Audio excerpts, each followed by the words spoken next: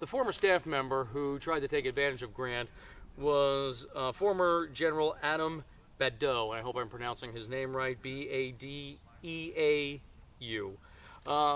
He basically tried to bribe Grant at the end, saying that the memoirs that he's writing were really the result of Adam's work and all that, and he wanted $10,000 from Grant after the memoirs were published. He would end up getting that money. Unfortunately, I don't think he deserved it, but he would end up settling with Julia Grant after the general's passing. So I guess even in people's most vulnerable state, there are those, well, less than honorable people that will try to make their fortune and have their names known. So Grant really set out to write these memoirs, and he even called on his old comrades to make sure that what he was writing was accurate, because it's 20 or so years after the war, and memories fade, things get clouded, and he did call on folks like Sherman and Sheridan to make sure that what he was writing was historically accurate. But he was getting weaker and weaker, and what was very clear was that the New York City summer was approaching, and the city could get very hot in the summertime, and it was decided that he would come here to Mount McGregor in upstate New York, where the air would be cooler and he'd be more comfortable. And he left New York City in the morning on June 16th, 1885, never to return. As Grant's train made its way up the Hudson River, and as they approached the grounds of West Point Military Academy, the general was awoken from a sleep so that he could look over the land, the grounds, the buildings of the school in which he learned his art of war. One could only imagine what was going through the general's mind as the train went past the academy, pretty much knowing that would be the last time he ever saw West Point. The railroad car that General Grant was riding on from New York City up to Mount McGregor was on loan to him. It was owned by William Vanderbilt, a gentleman who tried to help save Grant and Ward a year earlier. And the ride up was described as being uncomfortable at best. It was very hot, and whenever they opened up the windows to try to get some ventilation in, smoke and soot from the exhaust of the steam locomotive would blow into that railroad car, making it very uncomfortable for the general. When the general arrived at Mount McGregor, he arrived on a narrow gauge railroad. He went as far as Saratoga Springs. He picked up a narrow gauge railroad and took him within only a few, maybe about 100 or so yards of the cottage he was going to be staying in, and he was not strong enough to walk that distance on his own. Unfortunately, by that point in time, the cancer had taken a real toll on the general's body, and he needed assistance to get from that narrow gauge train to the house. And the day he left, in that book I pointed out, said that the temperature in New York City that day got up to 105 degrees. He would arrive here at Mount McGregor at about 2:40 in the afternoon. And that night, the first night he spent here, the temperature would drop to 40 degrees. So as you can see, this was a lot cooler and a lot more comfortable for the general to spend his final days and to complete his memoirs. So he arrives here, and this area housed a really nice, fancy resort just a few hundred yards away from the cottage he was staying at. And Grant would have somewhat of privacy, somewhat, not complete, but somewhat of privacy to complete his memoirs. And 5 days later, on June 21st, after getting settled in, he would set about again to complete his memoirs, and it really was a race against time. His cancer was getting worse, he was getting weaker and weaker, but he was determined to complete a task that he set out for. A task that would provide financial security for his family. And he was comfortable here as best he could manage under the situation. And his doctors would apply a mixture of cocaine and water to his throat to help ease the pain. And believe it or not, General Grant, the true general, completed his memoirs just 3 days before he passed away. As Grant got closer to the end, a special bed was brought down from the hotel, as I mentioned, just a few hundred yards from his cottage, so he could sleep comfortably and not in the 2 chairs that came up with him from New York City, because he used to sleep every night in 2 chairs sitting up. And sometimes he would work writing on his memoirs until late at night. But the end came peacefully for the general. When the general passed away at approximately 8 o'clock in the morning on July 23rd, 1885, it was said that the general only weighed about 90 pounds, and his wrist was described as that of looking like a skeleton. The man literally worked beyond really the limits of human endurance to finish his memoirs so that his family could have an income to live on after he passed away. I just want to say this about the book,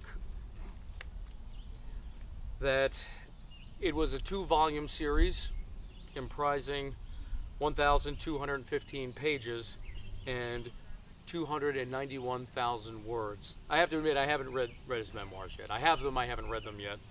And, well, the money that was raised from the sale of those memoirs provided his family with the 2023 equivalent of $12 million, enough to provide for his family.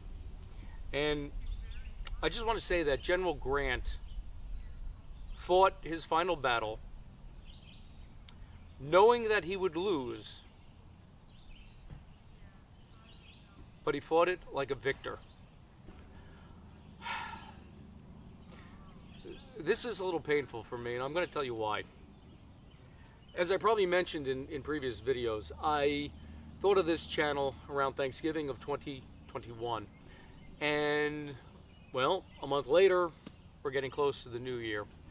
And at the end of 2021, I made some New Year's resolutions for 2022. And one was, at the start of the year, to get a routine annual physical. And I'm glad I did. Because, and I've never mentioned this on this channel before, but it was discovered that at that routine annual physical that I had cancer. And I still have it. I'm still fighting. Luckily, we caught it early. It's prostate cancer. And shortly after hearing about my cancer, I did not deter from wanting to do this channel because I thought it would give me an outlet and something to keep my mind off my condition. And that's when I purchased this book. And when I started my radiation in August of 2022, I started reading this book, and it so inspired me because I couldn't believe how much General Grant truly loved his family. And there were times, don't get me wrong, I wanted to just throw in the towel because the radiation and the chemo were a lot to deal with, but there was a reason I kept going. And my reason is this little girl right here. This is my daughter, Olivia. Want to say hi? Hi. And I'm going to tell you right now, there would not be a Civil War Reports if it was not for this little girl. Do you know why? Because from about the time she was about 5 years old, what did you start saying to me? I want a YouTube channel. She said she wanted a YouTube channel. And I knew nothing about YouTube channels, but I looked into it. And I said to myself, well, you know what? I see some of the stuff they do with these videos these kids make. It looks pretty cool. And I said, well, tell you what, I'm going to start mine first, and I want to see what kind of reaction I get. And I want to thank each and every one of the subscribers I have now and the ones I'm going to have in the future, because, you know what, I really enjoy doing what I'm doing. And 3 months after my channel was launched, we launched her channel. What's the name of your channel? Olivia Shimmer. Right. She goes by her stage name is Olivia Shimmer, Shimmer. She has her own channel, the Olivia Shimmer channel. And it's not Olivia, it's Alivia.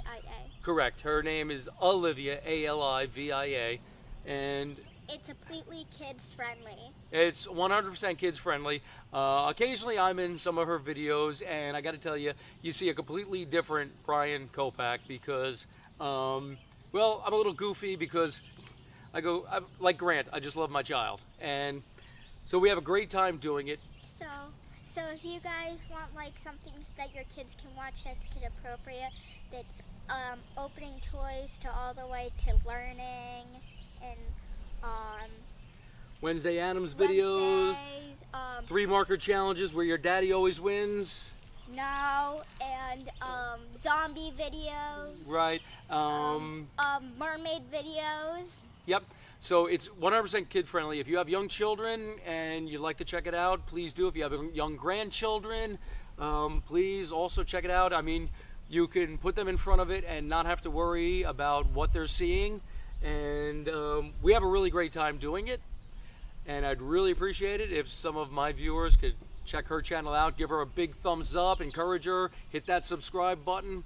And I got to tell you, if you have anybody that's dealing with any sort of illness and needs some inspiration, I can highly recommend this book, because this book, along with her and this channel, were really the reasons that kept me going on some of the darkest days, because I had 9 weeks of 5 days a week of extremely intense radiation.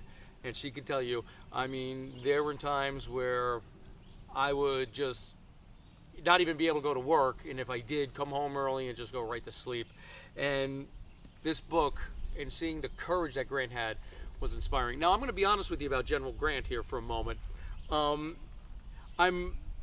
not a big Grant fan because of what he did in 1864. Yes, his Vicksburg campaign of 1863, from what I'm told, is still discussed in military colleges around the world, and it should. His presidency was not very good. I mean, he ranks down there as one of the lowest. And I don't like what he did in 1864, basically declaring total war on the South. But this book really did change my opinion about General Grant, the man. And I highly recommend it. And I'm also, because of my experience in 2022 and 2023, have become an advocate, a great advocate for testing. You know, go get yourself tested. Men, ask the doctor to check your PSA numbers. Ladies, please get your mammograms. And early detection is the key to survival. I am hoping, based upon what my doctor told me, that I can end my chemo in November of this year. But until then, it's day by day. You folks, this little girl, it's what inspires me to want to, you know, keep researching, keep filming, and keep trying to keep history alive.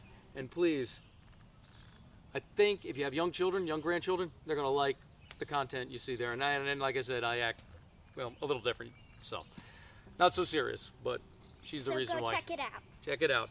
For Civil War Reports, I am your War of the Rebellion reporter. Until next time, please get yourself tested, screen. Early detection is the key. I'm your War of the Rebellion reporter, Brian Thomas Kopak, along with I'm Olivia Shimmer. Along with his lovely daughter, Olivia Shimmer. Until next time. Have a great day. Have a great day. Until next time, please keep the history alive.